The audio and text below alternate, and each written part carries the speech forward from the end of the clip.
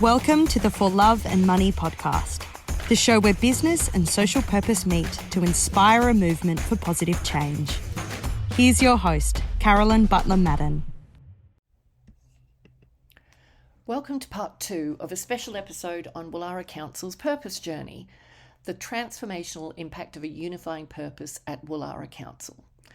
Now, in last week's episode, I interviewed Patricia Ocelli, Director of Community and Customer Experience at the Council, where she shared the story of how doing the work to create a unifying purpose transformed the Council's vision, culture, and strategic direction.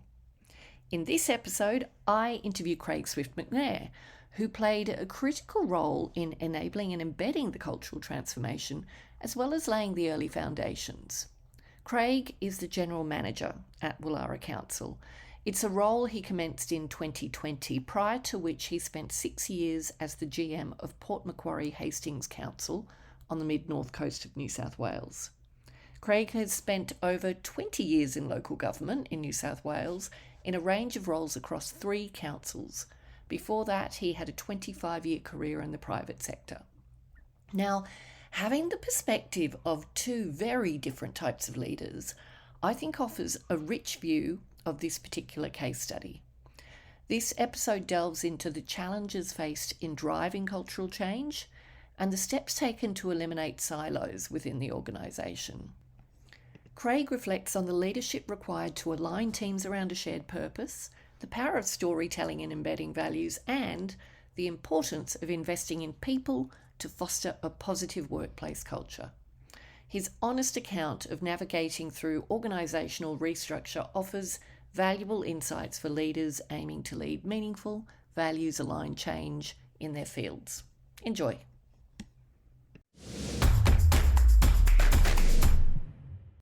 Craig, welcome to the For Love and Money podcast. Thank you for joining us. Thank you for having me. Very exciting. So the big question we kick off with is, what is your view on, is there a role for love in work? It's a very interesting question. On the one hand, a little bit creepy, but on the other hand, I think if it manifests itself in my view, in respect for one another, and ignoring for the moment loving what you do, because I think that's really an issue for a lot of people. But I see it in the respect you have for people. And if you don't have that respect / love for those you're working with, then it's never going to work. So, we speak, and many people have the values of respect and so on and so forth, but actually living that is a different kettle of fish. So I think I see that in respect for others and that building that respectful workplace and a respectful team. Yeah, brilliant. And yeah, love, that word when it comes to work does make people uncomfortable, but it is rooted in respect, caring, just enough for people, planet, whatever it may be. So thank you for that. So I'd love you to share, Craig, just a brief summary of your background and the key moments that have brought you to where you are now as GM of Woollahra Council. Well, thank you. I guess I have been in, 2025? I've been in local government for 22 years now, across a range of roles, and a general manager for the last 11-ish years. So I was general manager at Port Macquarie Hastings for about 6.5 years before this job. And I've been here coming up July this year. It'll be 5 years at Woollahra, believe it or not. Wow. Before that, I had a range of different roles at director level and manager level in local government. And before that, just the private sector. So, the years of being in local government are not quite usurping the years I had in the private sector, but getting very close. And I think it's, I fell into local government like a lot of people do. I had no intention, really.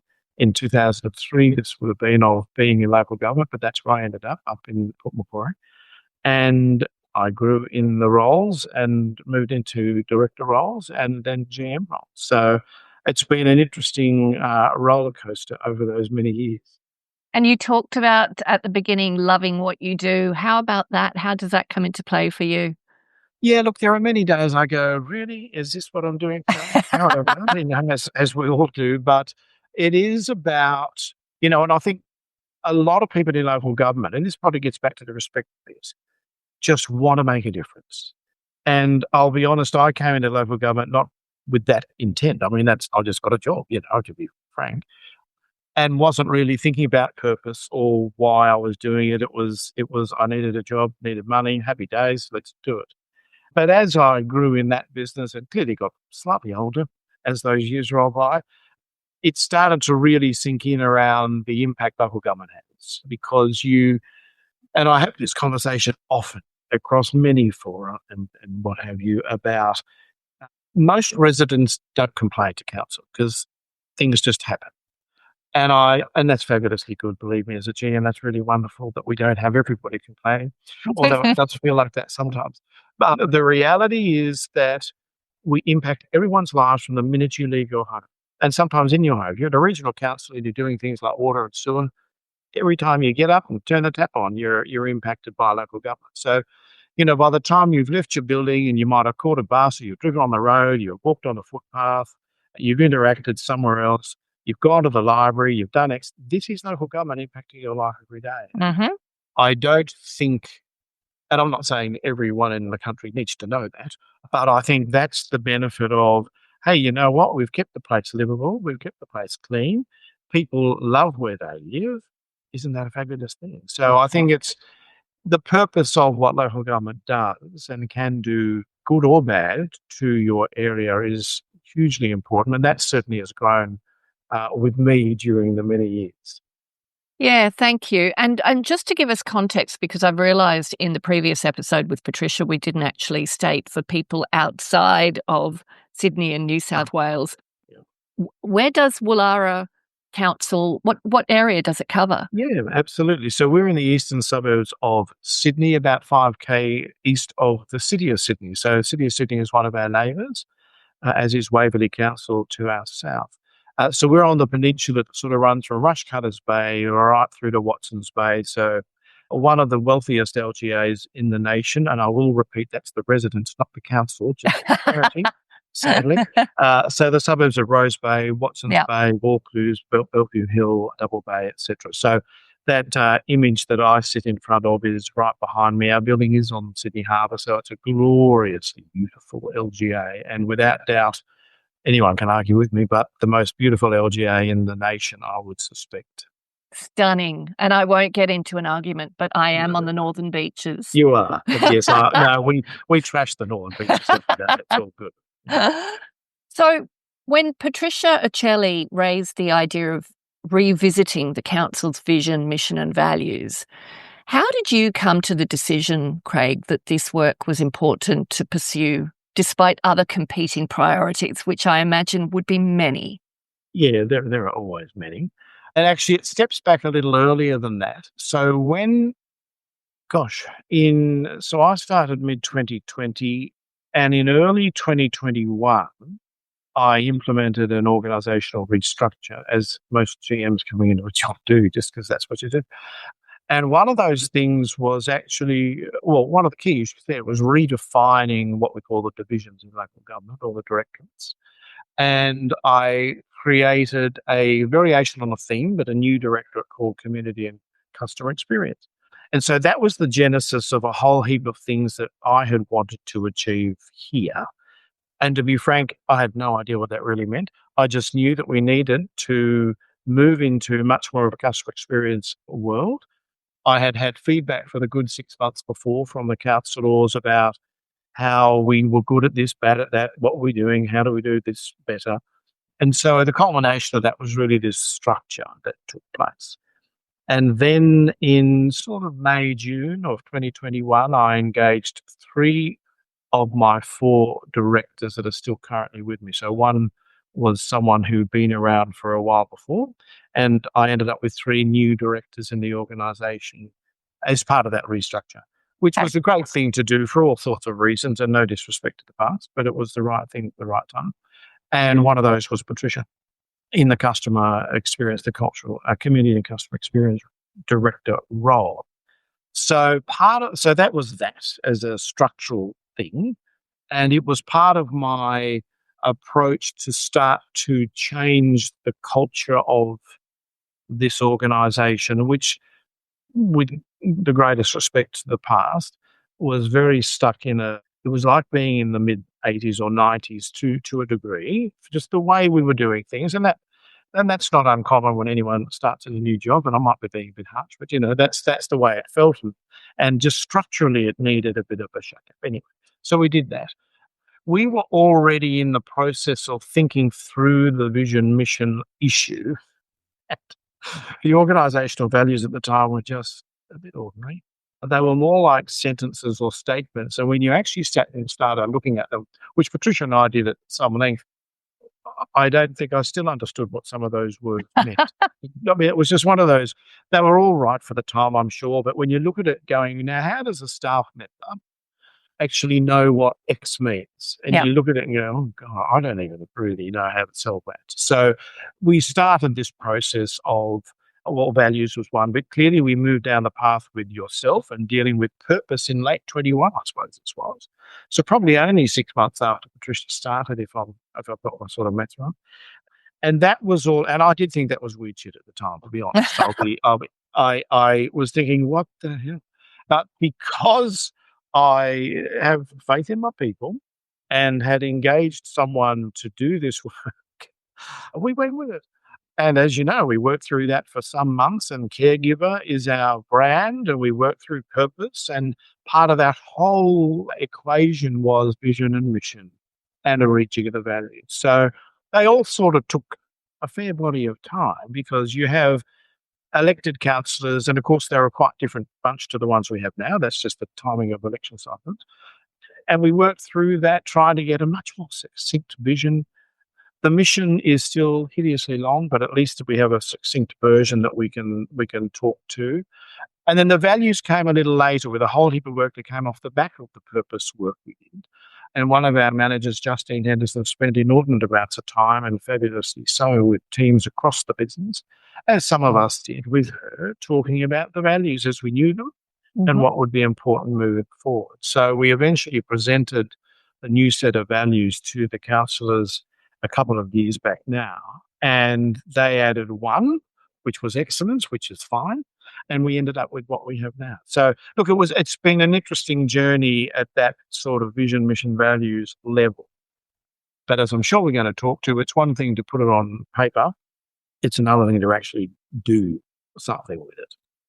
Absolutely. And before we do talk about the doing, I think the thing that stands out to me of the process we went through, which continued, as you said, with the values with Justine, is that you were prepared to invest the time of your people in it. I mean, we were doing this during lockdown, I think it was. It was weird. It was a very weird Well, in fact, I started in lockdown, and it was 10 months till I met all the councillors face to face, I think. Wow. So that had its bonuses as well as disadvantages. Yeah.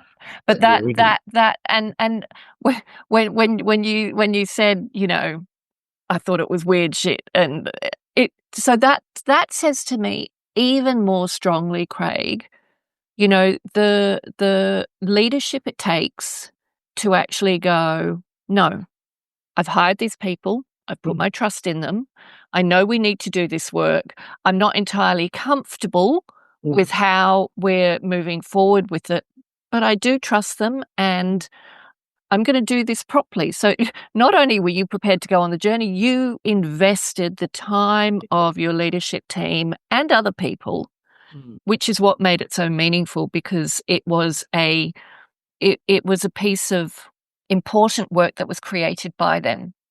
Yeah, no, you're absolutely right. And I think no matter what we've done initiative-wise, and I'm talking leadership, vision, values, and so on, it's very much that investment in, well, clearly there's dollar, and people.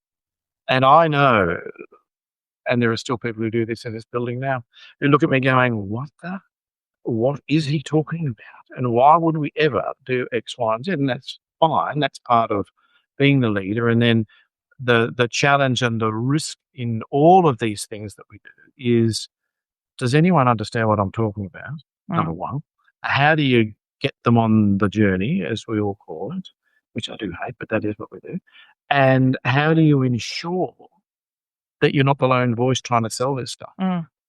And that's where your team becomes so hugely important. And we have invested lots of time and money over the last 3 or 4 years on on developing our people through these processes. Yeah, that's amazing to hear. And I'd love to understand, given, you know, a lot of people would say this is the soft stuff. This is the cultural stuff, and you're a council and you're accountable to residents. Why are you spending money and time on something like this? So from your perspective as general manager, why does having a clear, inspiring purpose and values matter in a local government context? Look, I think it's the basis of everything else, because you could, I suppose, I've never done it. I guess you could employ robots to do all the mechanical stuff you got to do, and that's all great. But where's the human part in all of that? And part of what we work very hard at here, and as I did in my previous GM role, is the human connection is hugely important in all of this. I have always preached about the fact that if you get your people right, and I mean it with great respect to people not being right, if you get your people right and that all ticking along, everything else flows. And I really do believe that's hugely important. And look, I'm very conscious as a GM, local government never has any money. We're always scrounging for a dollar to spend on anything. So whenever I or anyone else wants to move forward with a particular process that is the soft stuff, I'm incredibly conscious about how that looks and feels to the broader world, even to the councillor body and to staff, to be frank. But you've got to get the buy-in, and I did, thankfully, from the last council and this council, that yes, they can see the benefit longer term of getting all of these things working. Because if you don't have a focus on customers, which sounds weird if you didn't in local government, but there's plenty of you really don't. If you don't have a focus on the customer, if you don't have a focus on working collaboratively internally, then nothing works. Nothing else actually works. So I would rather get our own house in order as best one can, and then deal with the other bits as they happen. And there's no discounting. We have to do lots of business as usual, I'll call it, stuff every day of the week. That's what we do. We know from very recent feedback from the community, going back to August and November, that's how recent, and a survey we did earlier last year, 2024. They don't mind all the other things we do, and I'm not talking internally here, but events, community this, community that, libraries, but don't forget the basics, council. Never forget that you're here to do, basic things like waste collection, road maintenance, footpaths, cut the trees, do the parks, all that. And it's a really good reminder, because you can get lost in all the things local government could do. Yep. But you've also got the basics to do. Yes. Yep.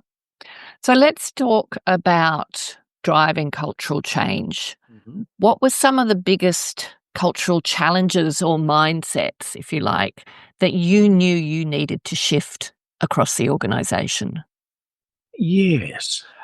I think one of the interesting challenges for local government broadly is longevity of tenure, which is a fabulously good thing for all sorts of really wonderful reasons. But it can also develop a culture of, we've got this, we've been doing it this way for 20 years, there's no reason to change, it's worked before, why won't it work tomorrow? And on the one hand you go, yeah, well, look at that, bro, don't fix it. But I have always said that in local government, as I have learned, it is very easy to say no, just because you probably can. There'll be some policy, legislation, guideline, whatever, that says, yeah, it's not a great idea to do X. So it's very easy for us to turn around and be a bit obstructive, not for wrong reasons potentially, but to go, yeah, no, that's not happening, thanks anyway. That's a problem. That's a cultural problem. I'm not saying Woollahra was any worse or better than anyone else, because we're all a bit tired with that brush. And that comes from the very challenging role of local government. Not only are we here to make the place beautiful, livable, all those lovely things, we are a regulatory authority that does have to go bang, bang, bang. 150 plus pieces of legislation we work under. We do have a role to uphold a whole heap of things. So it's a difficult balance. But I think culturally there was that mindset that, oh no, we'll be fine, it's good. No, residents, please leave us alone. We know what we do. Yeah. That was probably the biggest bit that we needed to change, is that let's just open ourselves up, and Patricia will talk and probably has much better than I on this, but hearing the voice of the community without instantly going, oh my God, the phone's ringing again, there's another complaint. Well, what are they actually telling you through all of that work? And I think that's what we were trying to change. And I guess it was also about the internal customer experience stuff as well, because whilst you might sit next to the team that sits over here or that one over there, do you actually have any idea what they're doing? Do you need to? Do you collaborate on anything? Is there a bit of a blame game going on? Oh, no, not my problem. There are still things, let's be frank, that bounce around this organisation for weeks with no one taking responsibility, and you go, really? Are we still doing that? So try to iron out that sort of approach, and someone just grabbing it and going, oh, it's not my job, but Yeah. I've got to sort it. Yeah. So I think they were, in a very long-winded way, the key issues that we needed to work through, and how did we become, and I use it all the time, modern, efficient and effective organisation with limited resources, always will have, that's not going to change. But how did we, on all of the, on the smell of an oily rag, how do we turn that all around to provide a better experience for everybody, staff and the community? Yeah. And I guess part of that was sort of unifying people. And so can you talk about the journey of aligning your leadership team around a shared purpose during and beyond the workshops? Were there any key moments that stood out to you? Where was the point that you went, this is weird shit, to, okay, I see where we're going, and was there a moment there? yeah, it's an interesting question. I'm not sure there was any one particular moment, but as we worked through 2021 with this work, in that sort of latter half of 21, we then moved into the first half of 2022 with a very difficult financial reality that we needed to undertake a redundancy program. Right. Because we needed some money saved and a whole heap of other issues from a financial sustainability point of view. So that first half of 2022, we put that process in motion. Yeah. And that resulted in, I'll stand corrected on the numbers, but 25 roles no longer being as they were. Some not at all, some changed. Yeah. That had never taken place really from a cultural point of view at Woollahra in any broad sense. So that was difficult, always is. That's no different to anyone else. But I think what in hindsight helped us was that we'd been doing all this work on what was our purpose, what is our vision, mission, and we were moving through values at that particular time too. I think it dawned on me during that process, if that makes sense, that people had some understanding of what we were trying to move towards. This was an ugly, horrible bit of work that had to happen practically, but it had a basis in good, if that makes sense, in that we needed to be here, we needed to be sustainable, we needed to do X to get the Y and all those things. And then not long after this redundancy process wrapped up, which would have been April, May of 2022, I'm going to guess, we ran the first, weirdly or otherwise, we ran our first employee engagement survey for quite a number of years, using a different provider than what we'd used in the past. That's just a matter of choice. And of course, when you're running one of those things after a process like redundancies, you think, God, how dumb are we? Should we not be waiting till a better moment? But I said, no, I mean, this That's is the real brave. world. That's brave. Or stupid. But it was brave, because I didn't, my view to the team was, I don't want a false view of the world. I mean, we're not going to go through anything much worse than COVID, followed by redundancy processes. Let's see what it's doing. And the results of that were unbelievably good, way greater than I could have ever anticipated. Really? So I put a lot of that down to all that work we had done for the year or so before, and it hadn't been planned, believe me, in this way. It's just by default, to be frank. I could try and brag it was really great management and planning, but it wasn't. That people understood what we were trying to achieve. We'd be incredibly open from day dot of talking through this horrible redundancy process and financial sustainability work we had to do. I didn't, this sounds obvious, didn't want to lie. I didn't want to make it sound more fanciful than it was. This is ugly. This is how it's going to hurt. It ain't going to be pretty. You're going to miss some people. It's going to be, it is what it is. And so gave people as great a clarity as we could through that entire process. And I must say, it's not the first process I've run through like this. It was reasonably very smooth in the grand scheme of industrial issues that you deal with. And I put that down to the people broadly, the staff accepting that, all right, well, boss is telling me what we don't want to hear, but we need to hear. Yep. So I think that was, that's one big, very large response for a really good question. But I think there are a few points of time over that 18 months or so where it started to show the momentum of what we'd been doing, even though it had an ugly period or two that we had to work through. The results were X and Y. So I think I was absolutely floored, to be frank, by the results of the engagement survey. So much so that you normally wonder about, well, if we get a really low one, it's a great base to work off. But the results were so good, and I go, my God, how do we actually ever do this better?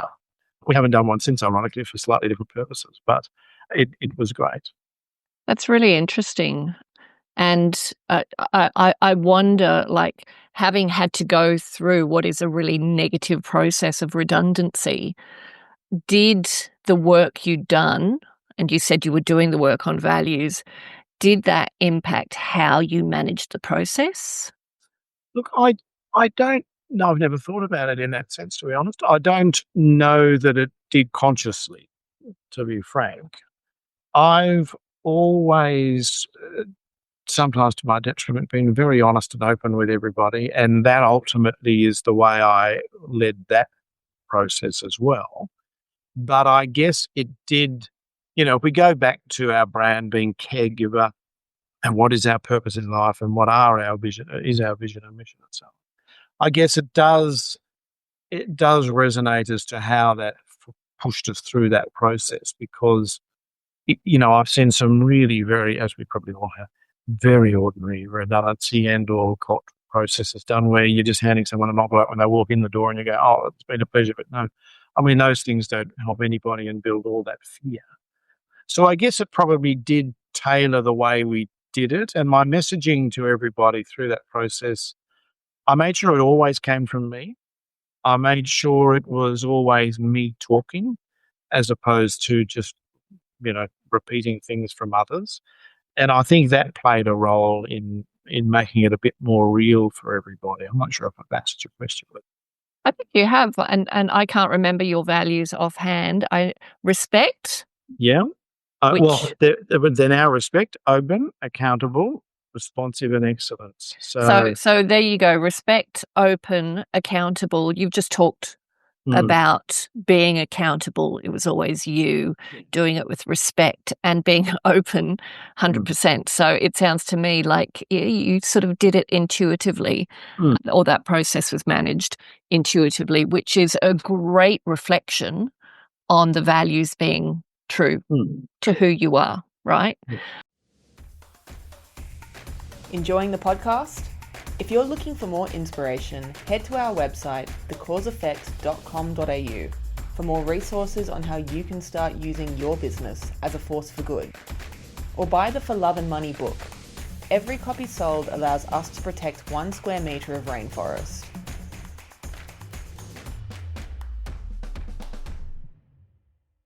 Patricia talked about how early on teams were working in silos with different interpretations of the organisation's purpose. It was very much the purpose of my team is this. How did you work to break down those silos? It's all very well to, do the initial work, but like you say, it's in action, right? It is. Look, it's an interesting one, and I'm a bit of a fence sitter about silos, to be frank. I think they always exist and always work. And I'm pragmatic. That is what it is. How you work across them, and particularly in local government, where there are some, you run in local government. You're not one business. You're running 40 different businesses. So there are incredibly different skill sets that are sitting across an organisation like this, and that instantly means there's a bit of silos because they are very broadly different. So that is what it is. But I do think it's about that whole sense of that whole sense of if you're trying to turn the world around to being more open to your customers' feedback, then a one team response that's a negative no for possibly all the right compliance reasons and regulatory reasons and whatever else. How do you turn that around to actually working with whomever it is to maybe not achieve what they originally wanted, because you might not be able to legally, but what else can we do to assist them to get to a point that they might be more comfortable with? So that started the process, I think, of, all right, well, let Team X talk to Team Y, very different beasts potentially, about, well, can't we do that slightly differently and be open to having those conversations? So we sort of, as the executive team, forced, for want of a better word, those cross-team conversations far more than probably had happened before, and probably that I'd ever done before, to be honest. And I think over time, and that is a slow burn, and believe me, I think that got people working a lot better together. Now, interestingly, we're doing a whole piece of cultural research ourselves at the moment. We've got a project going on as we speak. And one of the bits of feedback, I've just got the draft report in my hands, and we're meeting this afternoon to talk through it. Cross-organisational collaboration is still something that pops up. Now, interestingly, it's clearly much improved because people talk about it through this work we've just been doing about it is so much better to understand what Johnny's doing, Jane's doing, and off we go. However, there's still a bit of an issue there in relation to, and what's really interesting coming through in this feedback is, and this is the staff talking, not me, maybe I just don't understand what that team really does because I expect them to respond to me when I ask them something, but they may have 10 other things that is their core job that I just don't have any vision of. So there's another body of work in that which is hugely interesting that we will no doubt move towards over the next little while. So there's always, so kind of sum that up, there's always going to be silos, but I think it is being open to the fact that there is an interconnection between a lot of what we do, even though they are quite isolated parts of the business, and just making people realize that over, cross-organisational working teams, cross-organisational barbecue chats, just getting together as a social thing and learning more about each other. I think that's probably the key. How much do you think identity comes into play? So that sense of, a shared narrative that, that was what came out of the session we did, or some of the sessions we did. It was that sense that actually we do have this common view of the world. Look, it's huge. I think for probably every LGA, and I'm really speaking on behalf of lots of others here, but I think you do have a shared narrative by default. I mean, you are Woollahra Council in our world, so that is who you are. I think people have really bought into the purpose. They're bought into the vision, mission. I'm talking staff. They understand where we're trying to head. And so you want them to be proud of the workplace, clearly. I mean, that's a big part of it. And you want them, if they're out in the public domain, chatting to the community and doing whatever we do, I'm for Woollahra Council, blah, blah, blah, blah, and not be afraid to actually say that and stand up for it. And the majority of our staff feel very comfortable. Hey, we're very proud that we work for Woollahra Council, blah, blah, blah, blah. And 9 times out of 10, people go, oh, did you guys run that thing down the road? Yeah, of course. I'm happy days. You the bastards who fined me the other day? Yeah, we were, but you were parked illegally. What do you do? So I mean, there is that shared narrative, I think, and I think bringing the staff, I was going to say closer together. I don't want to be singing Kumbaya, but I mean, as a working unit, I think is helping support us through all of those sorts of challenges. Yeah, makes sense. So embedding purpose and values into the organisation, beyond the strategy documents, beyond the workshops, how did you help ensure that this wasn't just a tick-the-box exercise, but something that stuck? Yeah, look, it's a great question. We all love a good coloured poster and banner in local government, and as everyone does. And ironically, though, with our new values, I'll call them new values, there are very few posters and banners around, which we didn't do on purpose, but by default. We don't have them plastered on every door or wall, because that to me is a bit shitty. So it is then about, how does the GM speak to people? How does the next person speak to people? It doesn't matter where you are in the organisation. What are you doing? We do new staff inductions every couple of months, and I do my, little speech to them at the beginning, which I'm sure they're raptured about. But I talk about values, not just the organisational values, my personal values, and how important it is for them to know who it is leading them. And then they do have another values session a bit later in the day where I'm not in there. But so we're embedding it early. It is about, and I say to everybody, if I'm not at any point, I don't care who you are in the organisation, to be frank, if you don't think that I've lived up to one of the values, tell me, email me, call me, hold me to account. I think that's, and people do, and that's perfectly fine. I don't have a little black book where I write Carolyn said, whatever. I've got a long memory. No, but ultimately, that's what you want. You want people to be safe and feel that they can do that sort of thing, not just to me as the GM, but to anyone else in the hierarchy of local government, of which it is a nightmare hierarchy. But I think it was about also making sure that our directors in their divisional catch-ups and all their managers' meetings are bringing values to the fore. And that's awkward for some people. Let's be really frank. It's not something you get up in the morning and go, gosh, I'm going to show people respect today. Well, hopefully you do.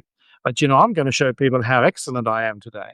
It is about that embedding. And, of course, what we have done through the directors' performance agreements and the managers' performance agreements is, for those last couple of years, we've had a goal in there around, it's very difficult to measure, I grasp, how are you demonstrating the organisational values across your group, division, section, blah, blah, blah. And even that just means they've got to think about it every now and then and go, oh, all right. And I'm very pleased to say there's one manager who's relatively new, who I was shown an agenda that she had drafted for her team just the other week. And it was all based on the values. And I go, oh my God, I don't even do that. So I've stolen that. And always good to steal a good idea. So, those sorts of things. And then, because to be really frank, one of my great fears, well, it's not a big fear, but, great concerns is that with any of the change we talked about or anything else that comes up, it can't just be the GM talking it and potentially doing it. It's got to be shared at every level of the organisation. So part of the investment we've made over the last 3 and a half, 4 years, I suppose, in leadership development, of which there had been none previous, has been about getting people comfortable with talking about themselves, talking to other human beings within the organisation, sharing some of those learnings as they go. And that's from a strengths-based and values-based perspective. So we talk about being values-based often. I do a weekly GM newsletter, a message that goes out every Monday morning. And I often, not every week, but I will often link whatever it is I've said to one of the values, or when I'm thanking a staff member for having done whatever. Yeah. Johnny showed great openness this week by telling us about blah, blah, blah, or what, so just weaving it into the narrative, getting back to the narrative, weaving it into the narrative of Woollahra. And to the point where even when we've got unreasonable complainants, of which most councils have one or two or many, and they really may be unreasonable, being very open and honest about it with those individuals, saying it isn't good enough, so stop. It's no longer, you have no right to be doing this to, not just because they're my staff, but to anybody, whether it's a councillor or another member of the public in a community forum or what have you. Call it out. And it's showing respect for everybody else in the process.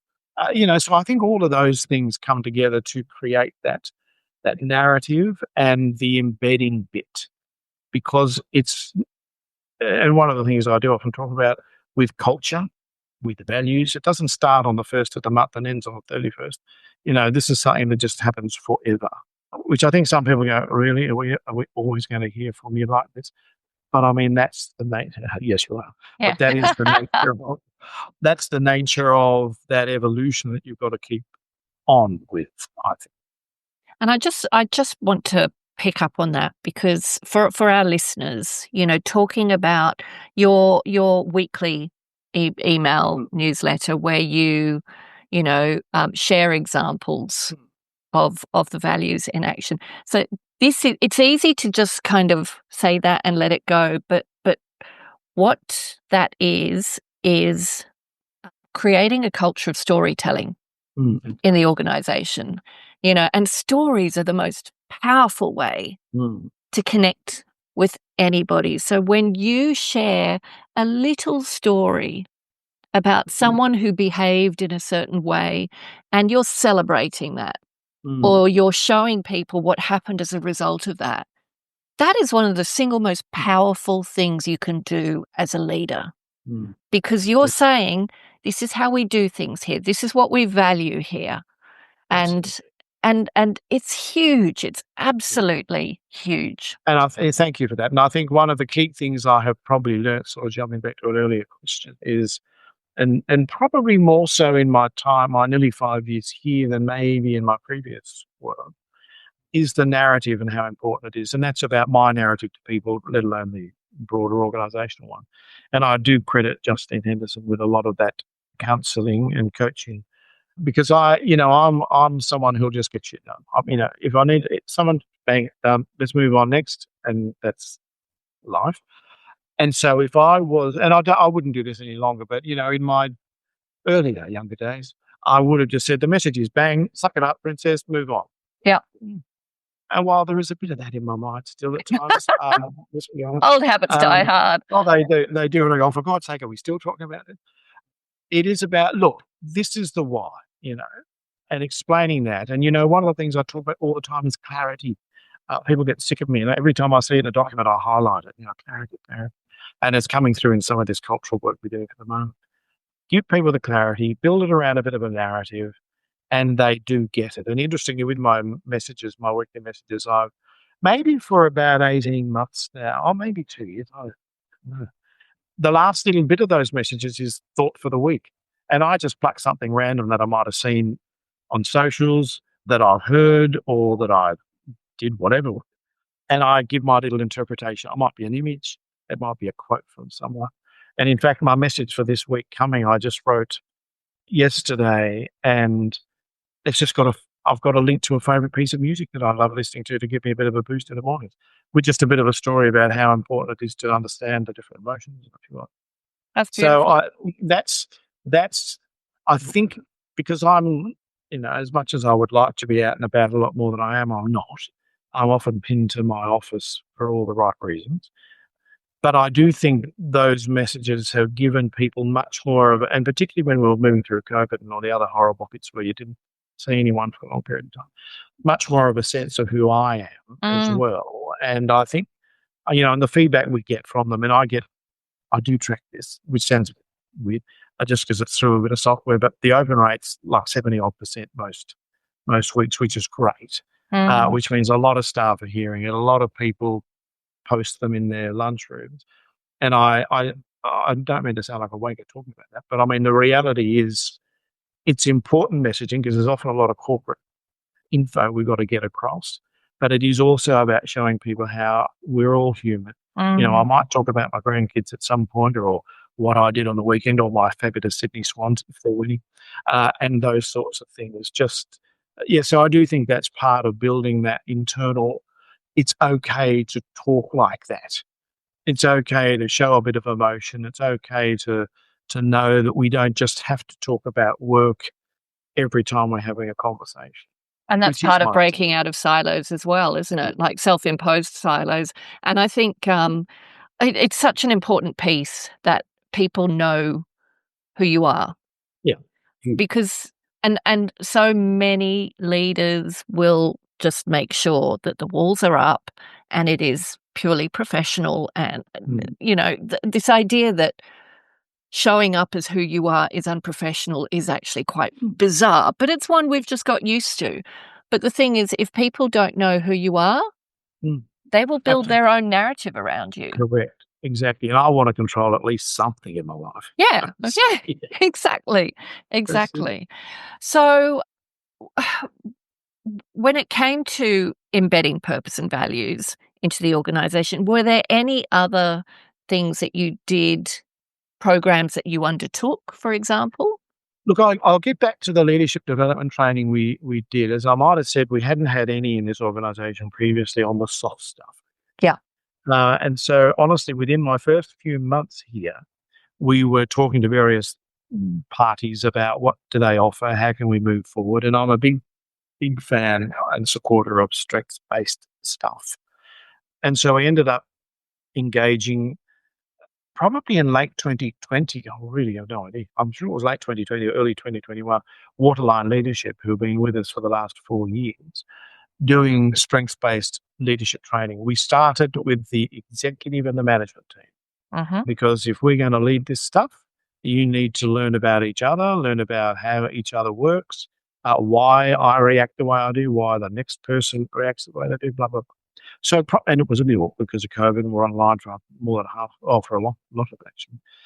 We worked with Waterline in a whole range of leadership bits over a 12, 14-month period.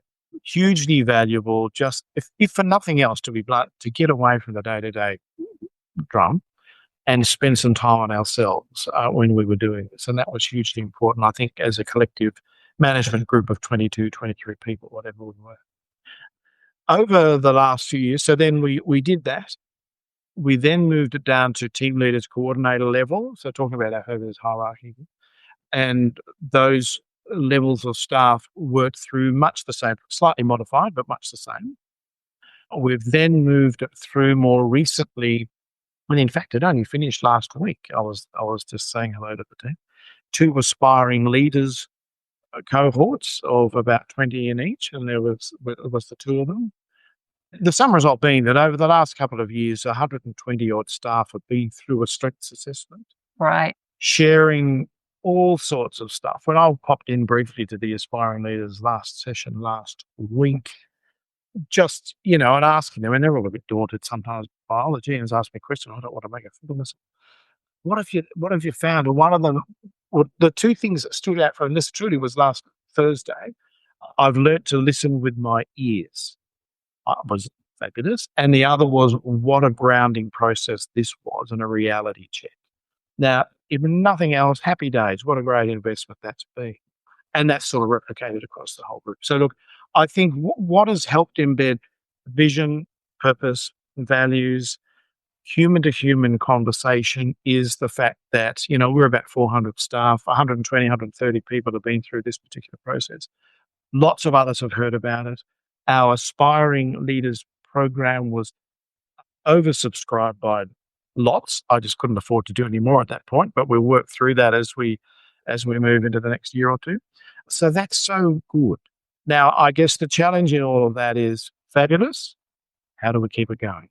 So that's a conversation I start next week, in actual fact. I've got a meeting or 2 about that. But this cultural research project, we just received the draft report, obviously, over the weekend, that we're meeting about today, is sort of the next phase. It's about, well, what is the underlying culture of the organisation? How aligned are we, in fact, to the values? How aligned are we, in fact, to the behaviours we expect? And I have to say, there were 68 interviews, face-to-face interviews in this process. 317 of our staff, additional to the 68, did a survey. Lots of coverage, so big coverage across the org. And what a remarkable piece of work this is, because it's telling us some incredible things, which, to be frank, a normal employee engagement survey probably doesn't dig into. It's really about who is following the bouncing ball or living the values. What are the behaviours that are challenging us to doing it better than we are? So we've got this other body of work that, as I say, truly, we do meet at 1:00 today for a couple of hours to start wading through. It's a 80-plus page report, but it is gold. And so we will then build a bit of a roadmap out of all of that. All right, so we've done all this wonderful work. It looks like we're embedding values really wonderfully here, there, and everywhere. The barriers to success are bang. There's a fabulous question in there about, if you had a magic wand, what would you do to make things better? There's some stuff in there going, wow, all right, fine. That's interesting. How do we actually ever bring in some of that to life? And we'll work through that as sort of the next phase of our cultural development, if that makes sense internally. Now, interestingly, this included counsellors in the face-to-face interviews too. Oh, right. To get a bit of their, but I'm noting that some of them were very new too. They only got elected 6 months ago, but important for them to understand what we're trying to achieve as an organisation. Yeah, that's so interesting, and it just again it reinforces what's coming through loud and clear through the when I worked with you guys, but even more so now is your understanding of this. Your people are your strength. They're where you win or lose, right? Yeah, without a doubt. And that you are, investing in them, and not just at the leadership level, but, the up and comers as well. Personal takeaways from leading this transformation. Oh, that's a good question. I think, well, probably the fact that some of this has actually stuck. I think that's a fabulous thing, because you do all of this and you enter these particular processes going, right, well, the broad aim is to do blah, blah, blah. Doesn't ever deliver that. And I really do think it has stuck and it resonates with people. And I think that's coming through loud and clear in this particular last piece of work that we just sort of come into the first phase end of now.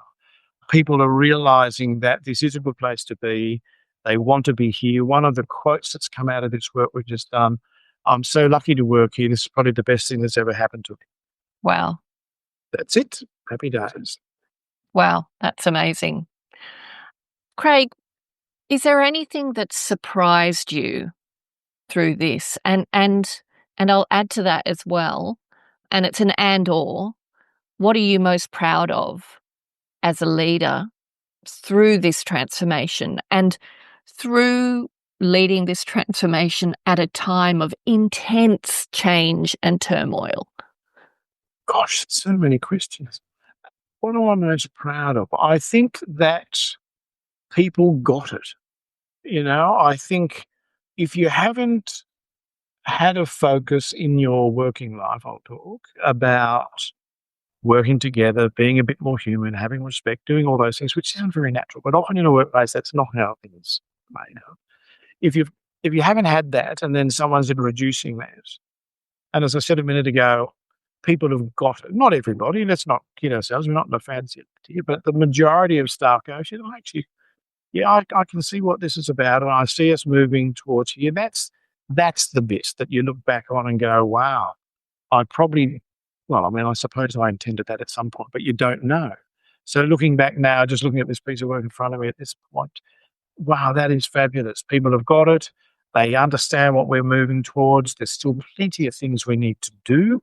There is still a gap between operational staff and other. We need to address these issues, but it's given us those flags that go, this is how we can actually do even better. And I forget the first part of your question, to be honest. Surprise. Was there anything that surprised you?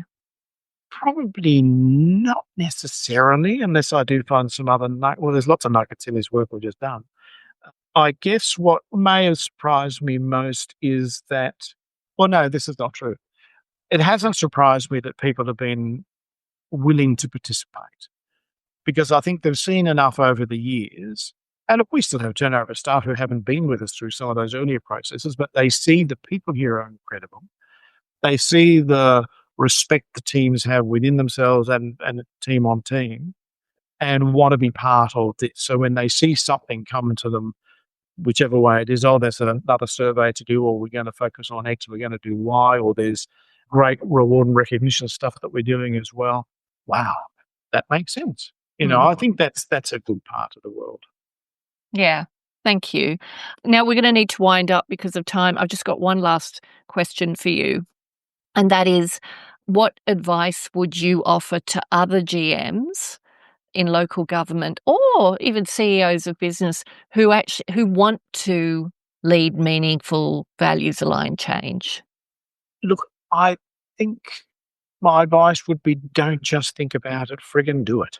I think one of the challenges is we can sit and pontificate on things forever if you wish to. And I accept that there's different personalities, and that's not who I am, but that is an issue that particularly in local government. You can sit here for years going, back 3 years ago, we had this idea. Just do it. And I think you do have to dedicate the financial resources, clearly, as we talked earlier, and the human resources to spend the time and effort.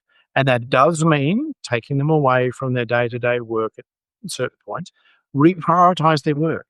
Don't use it as an excuse that, I can't take Johnny or Jane off these projects. Well, you can. You're the one in charge. Tell them that's no longer the priority for this week. You're going to do blah, blah, blah. I think just do it. I think you've got to find the resources, bite the bullet, and what is the worst that can happen? Oh, truly, you're investing in your people. I don't actually understand if there's anything bad about that. Wonderful. Thank you so much. And thank you for your time, but thank you also for your openness in sharing your journey and your leadership on this, Craig. Thank you. No problem. Thank you.